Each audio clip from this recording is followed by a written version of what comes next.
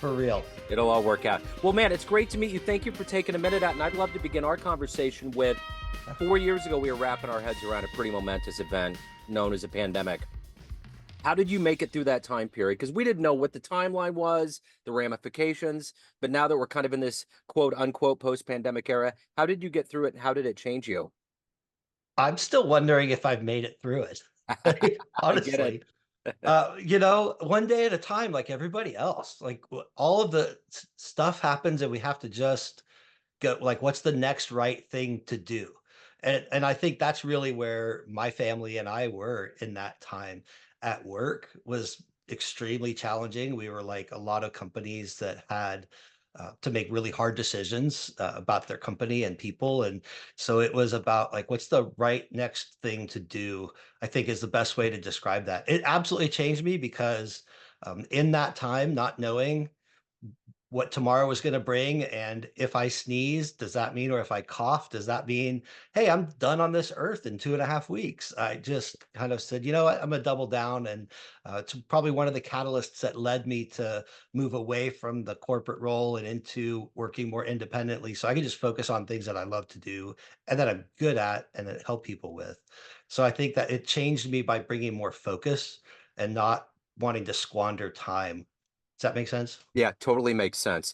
And, in your life now that we look in this 2024 era right now, there's a lot going on. You're a writer, you're a coach, you're a facilitator, you're a development expert. But if we were to boil this down to its essential elements, I'm going to put you in front of a bunch of third graders at career day. One of the kids says, "Hey, what do you do for a living?" How do you answer that child? I help people treat each other well and be good humans. We need Uh, that. yeah, that's what it's literally what I've told my kids growing up. It's like I just teach people how to be good people with each other because we learn that when we're young, but something like we forget as adults. And so Uh-huh. we kind of have to relearn it. Absolutely. One of my favorite poets, Charles Bukowski, said, we're born geniuses and buried idiots." It's like we forget everything, we put walls up. It's wild, because Yep. that unbridled curiosity and fascination, like we were talking about with your daughter, my stepdaughter, it's beautiful. And if we can just hold on to that, it's that Steven Spielberg hope, you know, Yeah. just hold on to the magic, hold on to the youth and protect it, you know. Yep. What did you want to be when you were in the third grade? What was your dream as a kid? So many things all at one time. I I, I think as I in third grade, I wanted to be a pilot. I wanted to fly helicopters. I wanted to be a firefighter. These are the things that I remember. There were probably 12 other things I wanted to be at the same time. So, how did we get to this point? Take me back to where you're born and raised. What were the Yeah. seeds that made you want to be a writer and made you want to be a facilitator and a leader? How did all that become you? Well, I never wanted to be those things when I was younger. Yeah. Honestly, like growing up and through high school, I wanted to go fly helicopters for the Coast Guard. I grew up near San Francisco, right on the beach in Pacifica, California. And so we saw Coast Guard helicopters flying all the time. And that's the coolest job. I love to fly. So that's what I want to do because I could fly, I could help people, all the things. Well, when I was not quite 2 years old, we lost my dad in Vietnam. So my mom had really strong feelings about any of her kids going into the military. Yeah. So I didn't do it. To honor her, I just couldn't make that decision. So I was left kind of figuring out like, what am I going to do as I turned 18, 19, 20? And I kind of tried some entrepreneurial things, but eventually found my way, believe it or not, into Bible school. And while I was in school, started working for a company called Kinko's, and that's where I grew up as a training guy. I kept getting in trouble as I mean, honestly, somebody would bring in an order and it was complex, and I would give it to the person to run the job, and they would yell at me saying, "We've never done this before. I don't know how we can do this. You can't take orders like that." So I said, "All right, fine." And I just started to keep my job, would just write what I thought was step one, give that to them, they'd do it. Then I'd throw that order form away. Like, this looks like step two, they'd do that. I'd throw that order form away, step three, whatever it took, and eventually get your project for you. And you come in the next day and it was all done. You didn't know any better. So that just kind of transformed into being a training guy. And turns out I was good at teaching people. So whether it was how to make copies or digital prepress or being a good human. Just my sweet spot and the thing I'm good at is just teaching and helping people kind of relate the new stuff to their stuff in their world. Does that make sense? Yeah, absolutely it does. So as a writer, what was the first book that you read when you were a kid that was really seminal or that opened up the gates for you? The first book that I really remember reading and just like got into was James and the Giant Peach. Yeah. Yeah. Yeah, that's awesome. Man, I haven't thought about Kinko's. I haven't thought about that. It's so weird how reliant we were on that. Like that was the place for so Yep. many things. Yeah, Yeah. it's wild. Um, so talk to me a little bit about heroes. Who's been an inspiration? You're highly driven. Who has been that fuel for you in your life? Oh man, so not any big names.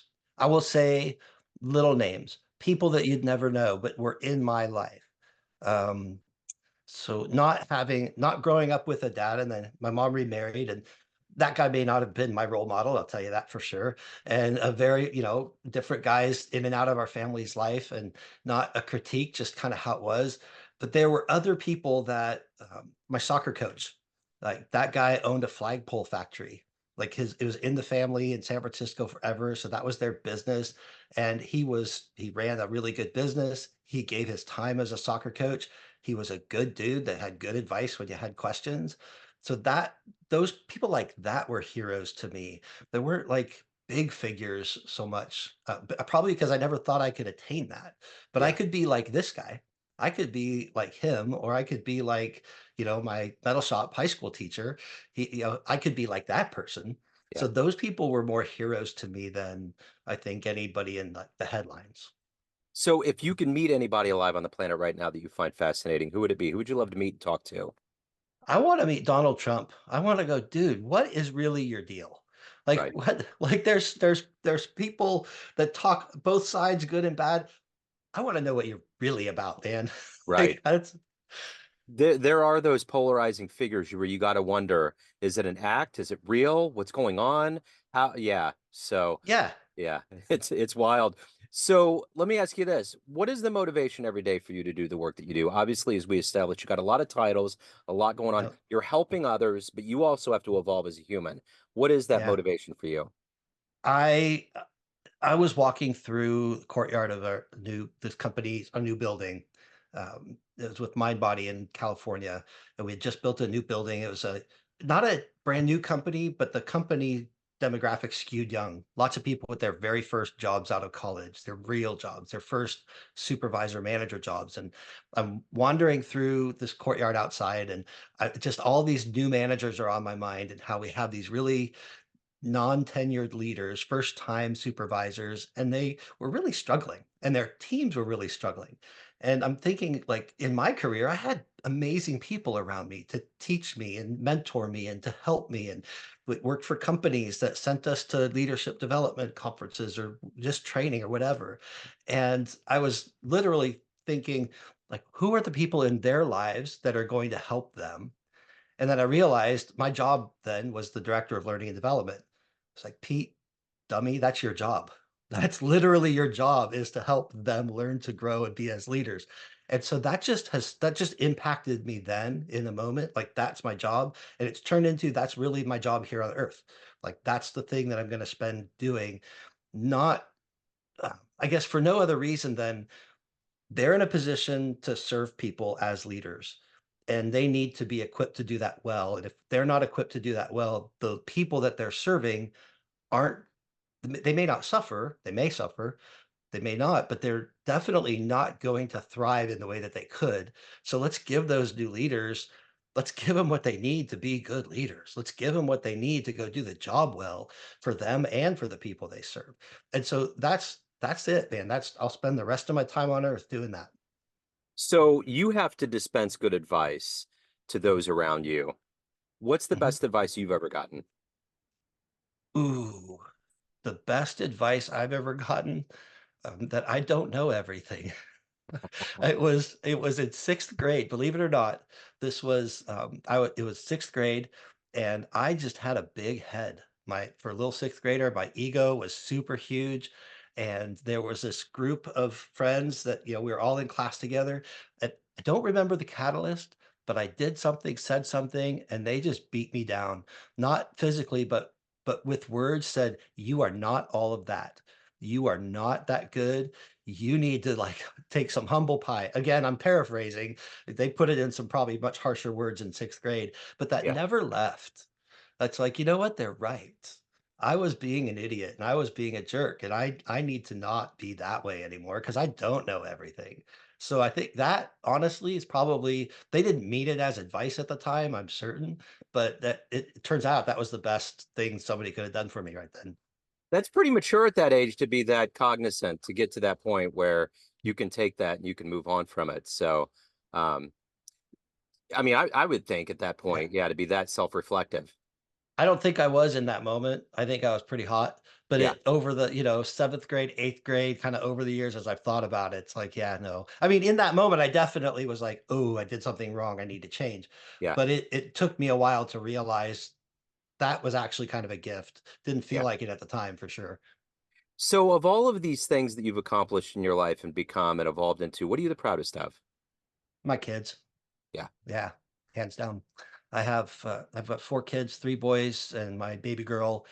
They're amazing humans. 2 of them have started raising families, and, they've all had their struggles. They've all come through, darker places to figure life out, and they're on the other side, and they're doing great things.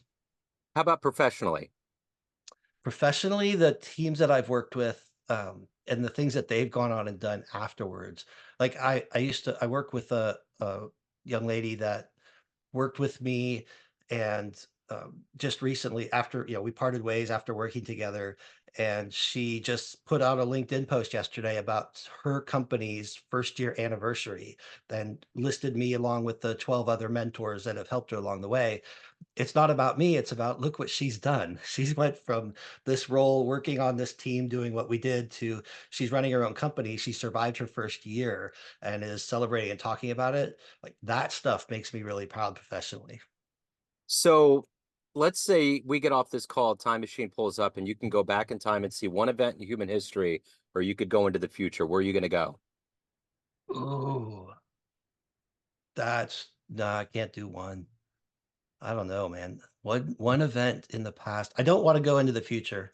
I'll mess that up. If I know what's coming, Well, I'll you mess don't, it up. we wouldn't put a ripple in time, but yeah, I get it. Yeah, I would go back, man. I think I would go back and put my arm around my mom when we Yeah, lost my dad. yeah. That's great, man. That's great.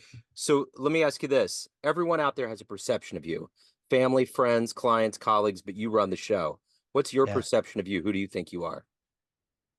My perception of me is honestly, I'm not as smart as they think I am. Is my perception. I think I just read the book before they did, or I listened to something before they did, but I'm really not as smart as they think. I just maybe had a head start in some way. I saw an interview with Billy Joel on 60 Minutes, and they were like, it was like in the 80s at the height of his powers. It was Ed Bradley, and he was just like, "How did this happen?" And he was like, he kind of broke it down as like a regular guy that fell into a good niche. It worked. What he was doing made sense. People grabbed onto it, and here we are. So Yeah. sometimes it's weird when you break down how things happen. It can just be, I don't know. It's mysterious, you know. Yeah, I couldn't have planned my life the way my life has turned out. I could not have planned it. If I'd have Yeah. masterminded it, it wouldn't have worked out the way I thought.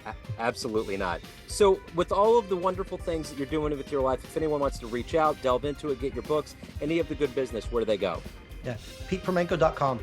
Okay. Easy. My name.com is the best place, and it'll point you in the right direction. I love it, man. Pete, thank you so much. This has been a wonderful story. Thank you for your time. Best of luck with everything. My pleasure. Thank you for having me, sir. Yes, sir. Thank you. Take care.